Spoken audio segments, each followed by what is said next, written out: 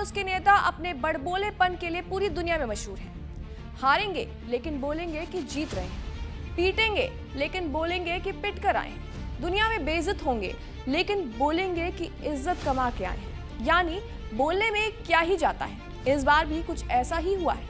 पूरी दुनिया में पाकिस्तानी सेना और उसके रक्षा मंत्री का तगड़ा मजाक उड़ रहा है। नमस्कार, स्वागत है आपका जी न्यूज के इस डिजिटल प्लेटफॉर्म पर और मैं हूं आपके साथ कनिष्का मिश्रा। दरअसल हुआ ये है कि पाकिस्तान के रक्षा मंत्री ने खुले मन से किडनैपिंग की धमकी दे दी और उनके निशाने पर कोई और नहीं, इजराइल के प्रधानमंत्री बेंजामिन नेतन्याहू हैं। पाकिस्तान के रक्षा मंत्री ने कैमरे पर कहा है कि नेतन्याहू को मादुरो के तरह उठा लो।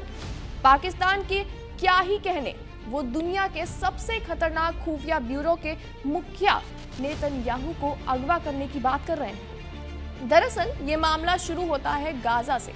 इजराइल ने अमेरिका के प्रस्तावित इंटरनेशनल स्टेबलाइजेशन फोर्स में पाकिस्तानी सेना की किसी भी भूमिका को सिरे से खारिज कर दिया था। और तो और भारत में इजराइल के राजदूत अजहर ने कहा है कि जिन देशों से कोई भी भरोसा नहीं है, जिनसे कोई भी कूटनीतिक रिश्ता नहीं है, उनके साथ सुरक्षा जैसे संवेदनशील मुद्दों पर काम नहीं हो सकता। यानी संदेश बिल्कुल साफ था कि पाकिस्तान भरोसे तो क्या, ठीक से बात करने लायक तक नहीं है।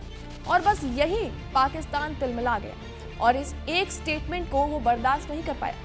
इसके बाद पाकिस्तान के रक्षा मंत्री ख्वाजा आसिफ लाइव टीवी पर बौखला गए। टीवी पर बैठकर ख्वाजा आसिफ ने जो बोला उससे उसकी बौखलाहट साफ साफ नजर आ रही थी।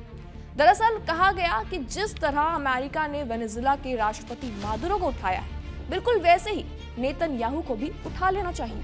और सिर्फ इतना ही नहीं, बल्कि तुर्की से भी अपहरण की दुआ मांग डाली है। नेतन्याहू को तुर्की ने अगवा करके अंकारा पहुंचा दिया, फिर क्या होगा? वो इलीगल दुआ मंगो एनजीओ है, दुआ मंगो के एनजीओ है कि तुर्की जरा चुक के लाया उन्होंने और ये जो आगे सारा आगे पीछे का हिसाब जो है बराबर करे, जो फ़लस्तीनियों के साथ इन लोगों ने कर दी है। खुदा की कसम, दुनिया की तारीख में मैं तारीख का बड़ा अदना सा तालिब इल्म, मैं 4000-5000 साल की तारीख जो है इंसानी तारीख है उसको कवर कर सकता हूँ।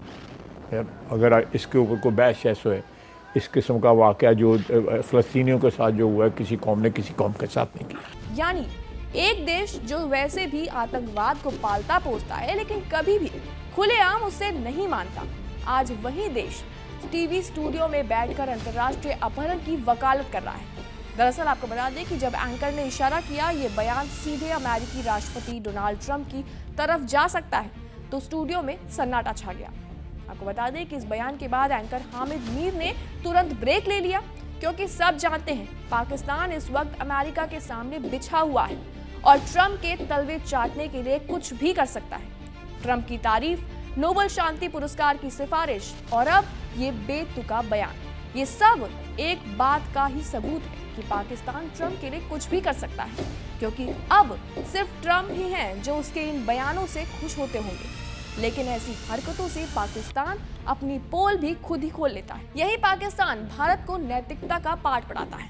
यही पाकिस्तान कहता है कि भारत आक्रामक है, लेकिन सच तो ये है कि भारत आतंक के खिलाफ कार्रवाई करता है और पाकिस्तान आतंक की भाषा बोलता है। जो देश आज नेतन्याहू के अपहरण की बात कर रहा है, वहीं कल भारत के नेताओं के खिलाफ भी जहर उगल चुका है। भारत ने इजराइल के साथ कूटनीति, भरोसा और रणनीतिक साझेदारी बनाई और पाकिस्तान आज भी धमकी, गाली और साजिश पर टिका हुआ है। और इस लड़ाई में भारत जानता है वो किस तरफ खड़ा है। क्या लगता है आपको इस खबर के बारे में? कमेंट सेक्शन में अपनी राय जरूर दें और तमाम खबरों के लिए जुड़े रहें जी न्यूज के साथ।